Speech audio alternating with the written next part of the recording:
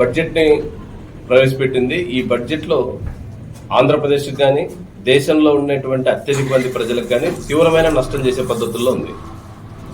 ముఖ్యంగా కేంద్ర ప్రభుత్వం ఏదైతే చెప్తూ వచ్చిందో వికసిత భారత్ గురించి 2047 నాటికి భారతదేశం అద్భుతమైన పురోగతి సాధిస్తుంది, ప్రపంచంలో 3వ అతిపెద్ద ఆర్థిక వ్యవస్థ అవుతుందని చెప్తూ వచ్చింది.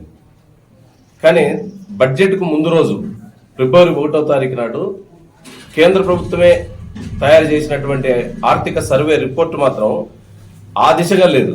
ఎందుకంటే మన ప్రజల కొనుగోలు శక్తి గణనీయంగా తగ్గిపోయిందని చెప్పేసి ఆర్థిక సర్వే రిపోర్ట్ చెప్పింది. ఈ కొనుగోలు శక్తి తగ్గడానికి కారణం ఏమిటి అనేది ఈ బడ్జెట్ లో పరిష్కారం లేదు. వీళ్ళు చెప్తున్నది 12 లక్షల రూపాయల ఇన్కమ్ ట్యాక్స్ ను పెంచితే తద్వారా కొనుగోలు శక్తి మధ్యతరగతిలో పెరుగుతుందని. మొత్తం దేశ ప్రజల్లో ఈ 12 లక్షలకు పైగా ఆదాయం సంపాదిస్తున్న ఇన్కమ్ ట్యాక్స్ హోల్డర్స్ కేవలం 4% ఉన్నారు. 96% మంది ప్రజలకు ఇన్కమ్ ట్యాక్స్ కు ఈ 12 లక్షలకు వర్తించదు. మరి 4% మంది ప్రజల ఆదాయం నిజంగా పెరిగిన దేశం ఎట్లా అభివృద్ధి అవుతుంది?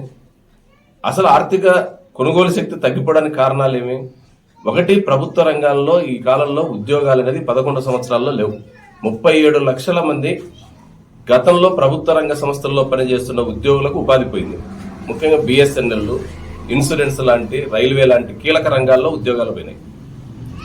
73 లక్షల ఖాళీ పోస్టులు భర్తీ చేయలేదు. అంటే సుమారు 1 కోటి మంది గతంలో ఉన్న ఉద్యోగులు పోయిన వాళ్ళు కానీ లేదా భర్తీ చేయాల్సిన ఉద్యోగాలు భర్తీ కాకపోవడంతో 1 కోటి మంది కొనుగోలు శక్తి తగ్గిపోయింది. ఇది పెంచితే దేశం అభివృద్ధి అవుతుంది, అది చేయలేదు. రెండోది, మేము ప్రభుత్వాన్ని అడుగుతున్నది, ఈరోజు కేంద్రంలో ఉండేటువంటి ప్రభుత్వం ప్రజలకు సంబంధించినటువంటి విద్య, వైద్యం, సామాజిక తరగతులు, గ్రామీణ సంక్షేమం ఈ రంగాల మీద ఏమాత్రం దృష్టి లేదు. ముఖ్యంగా వ్యవసాయాన్ని బాగా నెగ్లెక్ట్ చేసింది. కార్పొరేట్ కంపెనీలకు అప్పగించడానికి వ్యవసాయ రంగాన్ని మొత్తం కార్పొరేట్ మయం చేసే పద్ధతుల్లో 3 జీవోల్ని నవంబర్ నెలలో ఈ ప్రభుత్వం విడుదల చేసింది. గతం నుంచి 3 నల్ల చట్టాల వల్ల నష్టం జరుగుతుందని రైతులు పోరాడితే అప్పుడు క్షమాపణ చెప్పినటువంటి ప్రధాని బడ్జెట్ కు కరెక్ట్ గా 2 నెలల ముందు నవంబర్ నెలలో 3 జీవోలు ఇచ్చినాడు.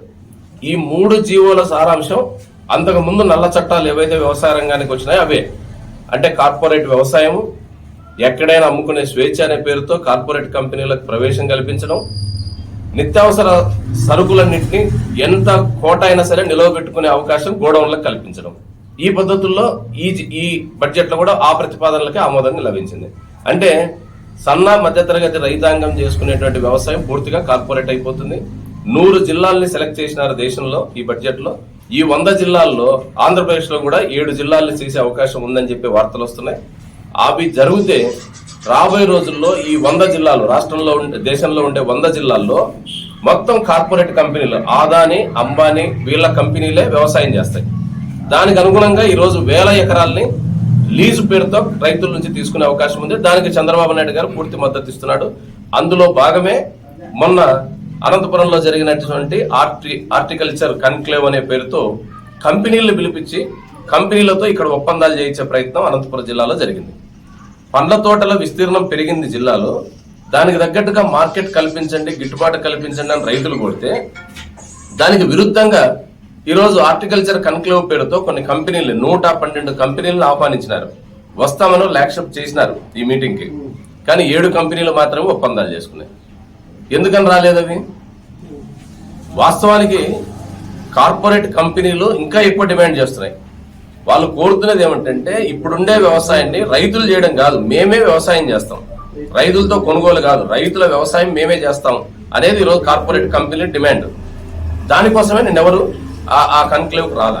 మేము కోరుతున్నది రాష్ట్రంలో కేంద్రం నుంచి నిధులు రాబడుతుంది తప్ప రాష్ట్రం అభివృద్ధి కాదు కదా. ఒకవైపు అప్పుల్లో ఉండామని చెప్పి చంద్రబాబు నాయుడు గారు చెప్తున్నారు. అప్పులు పెరుగుతున్న మాట నిజం. ఈ సంవత్సరం ఈ 8 నెలల కాలంలోనే మరో 1,00,000 కోట్ల రూపాయలకు పైగా అప్పు చేయాల్సి వచ్చింది. అప్పుల మీద అప్పులు పెరుగుతున్నాయి. ఈ అప్పులకు పరిష్కారం ఏమిటి?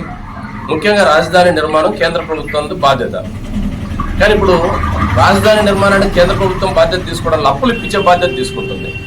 అది ప్రపంచ బ్యాంక్తో కానీ, ఏషియా డెవలప్మెంట్ బ్యాంక్తో కానీ ఇట్లాంటి కొన్ని సంస్థలతో అమరావతి నిర్మాణానికి అప్పులు ఇప్పిస్తున్నారు. అప్పులు ఇప్పించడమే గొప్ప విషయంగా ఈరోజు పాలకులు చెప్పుకుంటున్నారు. పోలవరం నిర్మాణం కేంద్ర ప్రభుత్వానికి బాధ్యత. ఇప్పుడు పోలవరాన్ని తన బాధ్యత కాదని కేంద్రం చేతులు ఎత్తేసింది. పునరావాసానికి 90 పైసలు ఇవ్వమనింది. 2020 ఏదైతే ఆ రోజు ఉన్నటువంటి ప్రతిపాదనలు లెక్కలు ఉన్నాయో వాటి ప్రకారమే మేము పేమెంట్ ఇస్తాం తప్ప ఇప్పుడు పెరిగింది మాకు సంబంధం లేదంటున్నారు. మరి ఎట్లా రాష్ట్రం అభివృద్ధి అవుతుంది? అందుకనే కేంద్రానికి సంపూర్ణ మద్దతు ఇస్తున్నటువంటి రాష్ట్ర ప్రభుత్వం పక్కన బీహార్ మాత్రం తాత్కాలిక బడ్జెట్ ఎన్నికల ముందు ప్రవేశపెట్టిన బడ్జెట్ లో రాయితీలు పొందింది. నిన్న ఎన్నికల తర్వాత ప్రవేశపెట్టిన ఫిబ్రవరి బడ్జెట్ లో అదనపు రాయితీలు అది పొందింది. అదే మద్దతు ఇస్తున్నటువంటి ఆంధ్రప్రదేశ్ కు మాత్రం ఏ 90 పైసా అదనంగా ఇవ్వాలి. కనీసం ఆ రాష్ట్ర పేరు కూడా ఉచ్చరించాల. అది దౌర్భాగ్యం. ఇప్పటి వరకు జరిగిన ఏ బడ్జెట్ లో అయినా ఆంధ్రప్రదేశ్ లాంటి ముఖ్యమైన రాష్ట్రాల పేర్లు మాట్లాడతారు. కనీసం ఇక్కడ మాట్లాడింది ఏమిటి నిర్మలా సీతారామన్ గారంటే మన గురజాడ అప్పారావు గారి కొటేషన్ చెప్పింది. కొటేషన్ మాత్రం మంది చెప్పి మొత్తం నిధులన్నింటినీ ఉత్తరాది రాష్ట్రాలకు, ప్రత్యేకంగా బీహార్ లాంటి రాష్ట్రాలకు తరలించేసినారు. మేము కోరుతున్నది రాష్ట్ర ప్రభుత్వం కేంద్రానికి మద్దతు ఇవ్వబట్టి ఈరోజు కేంద్రంలో అధికారంలో ఉంది. దానికి తగ్గట్టుగా నిధులు ఎందుకు సాధించలేకపోతున్నారు? విశాఖ ఉక్కు గురించి మాట్లాడలే, కడప ఉక్కు గురించి మాట్లాడలే, వెనకబడిన ప్రాంతాల ప్యాకేజ్ గురించి మాట్లాడలేదు. కాబట్టే కేంద్రం మీద రాష్ట్ర ప్రభుత్వం ఇప్పటికైనా బడ్జెట్ ప్రతిపాదనలు ఆమోదం అయ్యేలోపు కేంద్రం మీద ఒత్తిడి పెంచకపోతే ఆంధ్రాకు మరోసారి అన్యాయం జరుగుతుంది. చివరిగా ఈ బడ్జెట్ ప్రతిపాదనలకు నిరసనగా దేశవ్యాప్తంగా ప్రత్యామ్నాయ ప్రతిపాదనలు ప్రజల ముందుకు తీసుకురావాలని చెప్పేసి వామపక్షాలు భావించాయి. అందుకని ఈ నెల 14 నుంచి 23 వరకు దేశవ్యాప్తంగా కమ్యూనిస్టు పార్టీలు ప్రతిపాదిస్తున్న ప్రత్యామ్నాయ బడ్జెట్ ప్రతిపాదనల గురించి ప్రజల్లో ప్రచారం చేయదలిచాం. అందులో మొదటిది మేము కోరుతున్నది వ్యవసాయానికి గిట్టుబాటు ధర కల్పించాలి. ఎంఎస్ స్వామినాథన్ కమిషన్ సిఫారసు ఏదైతే చేసిందో దాన్ని అమలు చేయాలి. అదే రకంగా రెండోది, ఈరోజు 100% విదేశీ ప్రత్యక్ష పెట్టుబడులను బీమా రంగంలోకి అనుమతిస్తున్నారు. అది అమలు అయితే మాత్రం ఇన్సూరెన్స్ వ్యవస్థ మొత్తం దెబ్బతినిపోతుంది. ఇన్సూరెన్స్ అంటే కేవలం వెహికల్ ఇన్సూరెన్స్ కాదు, పంటలకు సంబంధించిన ఇన్సూరెన్స్, ఆరోగ్యానికి సర్వ ఇన్సూరెన్స్ ఈ రోజు నాశనం అయిపోతుంది. దానివల్ల ఎల్ఐసి సంస్థ ఒకటే కాదు, మొత్తం బీమా రంగమే దెబ్బతినిపోతుంది. కాబట్టి మేము కోరుతున్నది ఎఫ్డీఐలో విదేశీ పెట్టుబడులను అనుమతించొద్దు. అదేవిధంగా మూడోది, ఈరోజు దేశంలో ఉన్నటువంటి నిరుద్యోగానికి కారణం ఉద్యోగాల భర్తీ లేకపోవడం. ప్రభుత్వ రంగంలో ఉద్యోగాలను నిర్మించండి, ఖాళీ పోస్టులు భర్తీ చేయండి, ఆ రకంగా యువతకు ఉపాధి అవకాశాలు కల్పించాలి. నాలుగోది, రాష్ట్రాలకు ఇవ్వాల్సిన నిధుల్ని జీఎస్టీ ద్వారా కానీ లేదా కేంద్రం వసూలు చేస్తే పన్నుల వాటా ఏదైతే ఉందో నిష్పక్షపాతంగా ఇవ్వాలి. గత 10 సంవత్సరాల అనుభవం చూస్తే దక్షిణాది రాష్ట్రాలకు నిధుల కోత ఉంది. ఎక్కువ పన్నులు వసూలు చేసే రాష్ట్రాలకేమో నిధులు తగ్గుతున్నాయి. తక్కువ పన్నులు వసూలు చేసేటువంటి కొన్ని రాష్ట్రాలు, ఉత్తరాది రాష్ట్రాలకు భారీగా రాయితీలు అందుతున్నాయి. అదేవిధంగా ఈరోజు కార్పొరేట్ కంపెనీలకు పెద్ద ఎత్తున రాయితీలు ఇస్తున్నారు. సుమారుగా ఈ 11 సంవత్సరాల్లో 14,46,000 కోట్ల రూపాయలని వివిధ కంపెనీలకు రాయితీలు ఇచ్చినారు. ఒక ఉదాహరణ చెప్తాను నేను. రిలయన్స్ కంపెనీ, రిలయన్స్ మాల్ట్, మొత్తం కంపెనీ కూడా కాదు, రిలయన్స్ మాల్ట్ వాళ్ళే, అంటే షాపింగ్ చేసే ఆ కంపెనీ ఒకటే, గత సంవత్సరం అప్పుల్లో ఉన్నామని చెప్పేసి 14,000 కోట్ల రూపాయలని బ్యాంకులకు నోటీస్ ఇచ్చి రద్దు చేయించుకున్నారు. 14,000 కోట్లు. ఇప్పుడు ఈ ఆర్థిక సంవత్సరం రేపు మార్చికి 11,800 కోట్ల రూపాయల రుణం కావాలని అప్లై చేసుకున్నారు.